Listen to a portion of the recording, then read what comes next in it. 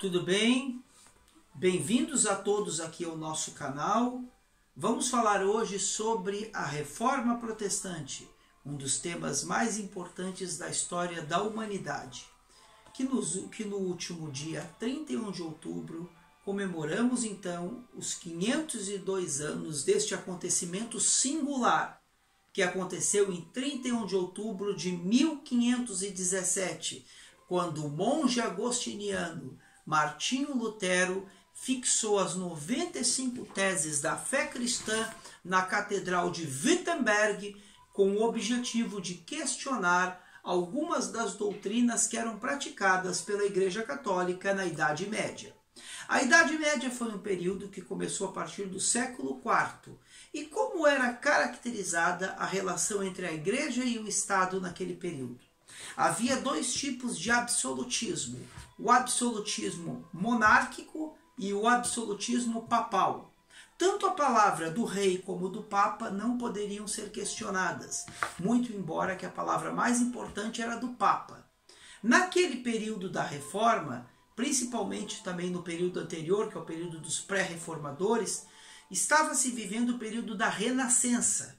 Ou seja, dentro do período da Renascença, houve um declínio muito grande dos papas. Então, muitos papas estavam utilizando do seu cargo de modo abusivo. Através da doutrina da infalibilidade papal, muitos estavam utilizando deste cargo de modo abusivo. E houveram outros abusos. Naquele período, a Igreja viveu dias de muita influência na política e na sociedade. A Igreja Católica centralizou sua autoridade na pessoa do Papa e desenvolveu um sistema sacramental como meios da graça. E neste tempo, a Bíblia somente era lida em latim.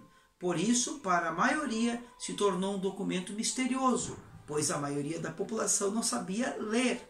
Ou seja, a maior parte das pessoas, praticamente todas, não entendiam o que era pregado numa missa. Por exemplo, os padres liam a Bíblia de costas para o povo, voltado para Deus em latim.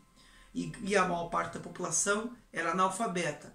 Logo, distanciava-se a Bíblia do povo e a Bíblia se tornou um documento misterioso. E houveram muitos excessos e exageros no período da Idade Média. Venda de indulgências, a prática da diabolização, uso excessivo dos amuletos, o uso abusivo da autoridade papal.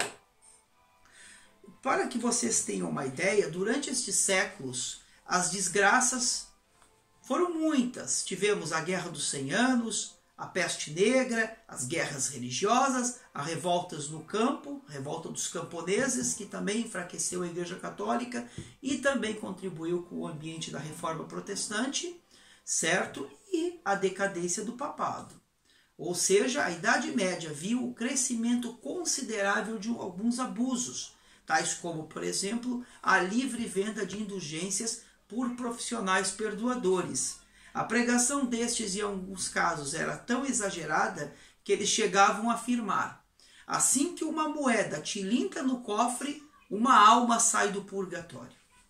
Então, antes de surgir Martinho Lutero, nós tivemos os pré-reformadores. Quem foram os pré-reformadores? Aí nós temos a figura de Pedro Valdo, pré-reformador francês. Tivemos John Wycliffe, pré-reformador inglês, inclusive primeiro tradutor da Bíblia para o inglês. E tivemos também, logicamente, Pedro Valdo, primeiro tradutor da Bíblia para o francês, e John Huss. John Huss nasceu entre 1369 e 1374. Sua morte foi documentada com todos os detalhes. Através desta, John Huss é considerado João Batista de Martinho Lutero. Sabemos que naquele período, para conter o avanço daqueles que estavam insatisfeitos com a fé católica e também sobre todos aqueles que eram acusados de heresia, havia o Tribunal da Santa Inquisição. E John Huss foi morto, queimado na fogueira. Enquanto ele era queimado na estaca, ele disse a seguinte frase: hoje vocês queimam um ganso insignificante, mas daqui a 100 anos ouvirão o canto de um cisne, que não será queimado, e nenhuma artimanha ou armadilha o prenderá. Muitos afirmam que o cisne se referia a Martinho Lutero, porque 100 anos depois ele não foi queimado na estaca por dizer as mesmas coisas pelo que Hus fora condenado. Com o efeito da teologia medieval, o monge agostiniano Martinho Lutero compreendia que somente através do martírio e do sofrimento é que o homem alcançaria a salvação. Com isso, ele era terrivelmente afligido por sua consciência e se considerava o pior dos pecadores, pois ele compreendia que a salvação era pelas obras e através da penitência. Certo dia ele foi a Roma. Quando ele estava subindo as escadarias da Catedral de São Pedro, que estava sendo construída com os dinheiros, com os valores que eram arrecadados através da carta de indulgências, Martinho Lutero olha para o lado esquerdo de um muro e lê o texto de Romanos 1,17. O justo viverá pela fé. Após um estudo exaustivo da Epístola aos Romanos, Martinho Lutero chega à conclusão de que a salvação é pela graça e que o pilar da salvação é a justificação pela graça mediante a fé e não as obras. Martinho Lutero começa a questionar a venda de indulgências, o uso do purgatório e o uso abusivo da doutrina da infalibilidade papal. E no dia 31 de outubro de 1517, o professor de teologia, o doutor, o monge e principalmente o reformador Martinho Lutero fixa as 95 teses na Catedral de Wittenberg. De acordo com o doutor Joachim Fischer, teólogo luterano, a origem da Reforma Protestante foi a redescoberta da justificação pela graça mediante a fé. Serviu como critério para avaliar a Igreja, a teologia e a sociedade da época. O parâmetro da renovação da Igreja era o cristianismo das primeiras comunidades cristãs. Esse cristianismo havia sido distorcido e sufocado ao longo dos séculos por inúmeras leis, prescrições e práticas humanas não essenciais à fé, como por exemplo a venda de indulgências, do qual John Tetzel andava a Europa inteira vendendo indulgências. E as pessoas compravam a carta de indulgências porque assim entendiam que poderiam libertar a alma de um ente querido do purgatório diretamente para o céu. Ou principalmente garantir que um ente querido saísse do inferno, não fosse para o inferno, fosse para o purgatório. Desculpem, não fosse para o inferno, fosse para o purgatório, purgar os seus pecados, e depois que a moeda da carta de indulgências fosse colocada dentro do cofre, a alma saía voando do purgatório para o paraíso. Então eram esses exageros que eram pregados na Idade Média. Na Idade Média se vendia, por exemplo, o crânio de João Batista, pedacinhos da cruz de Cristo, e ainda se afirmava que os 12 apóstolos estavam enterrados em Roma. Por isso que necessitava-se construir a Basílica de São Pedro para que os apóstolos tivessem um local para repousar. Então eram esses abusos que legitimaram e contribuíram para a Reforma Protestante. Para Lutero, a Bíblia é a autoridade máxima que está acima das tradições dos papas, dos concílios e das emoções. Lutero, de modo intenso, estudou as Escrituras e chegou à conclusão de que a igreja da época estava divorciada do Evangelho, e ele questionou esses valores através das 95 teses. O objetivo de Lutero não era deixar de ser católico.